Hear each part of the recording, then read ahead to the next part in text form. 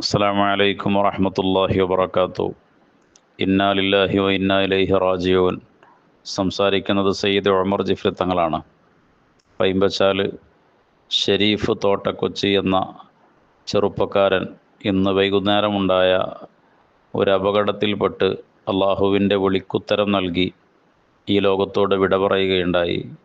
അള്ളാഹു സുബ്ഹാനഹു തആല അദ്ദേഹത്തിൻ്റെ പാരത്രിക ജീവിതം സന്തോഷത്തിലാക്കി കൊടുക്കട്ടെ, റാഹത്തിലാക്കി കൊടുക്കട്ടെ.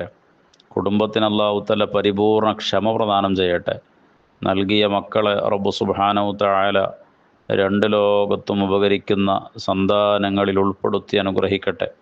ഷരീഫിനെ സംബന്ധിച്ചിടത്തോളം പൈമ്പച്ചാലിലും അതുപോലെ പരിസര മഹല്ലുകളിലൊക്കെ നടക്കുന്ന ദീനീപരമായ വിഷയങ്ങളിലൊക്കെ വളരെ ആവേശത്തോടു കൂടി മുൻപന്തിയിൽ നിൽക്കുകയും കഴിയുന്ന പോലെ സഹകരിക്കുകയും വേണ്ട ഒത്താശകളും ഹെൽപ്പുകളൊക്കെ ചെയ്തു തരുന്ന നല്ലൊരു ചെറുപ്പക്കാരനായിരുന്നു. അല്ലാഹു തആല ആ ചെയ്ത സേവനങ്ങളൊക്കെ കബൂലാക്കി അതിൻ്റെ ഒക്കെ സന്തോഷങ്ങൾ അല്ലാഹു തആല ഖബറിൽ കാണിച്ചു കൊടുക്കട്ടെ.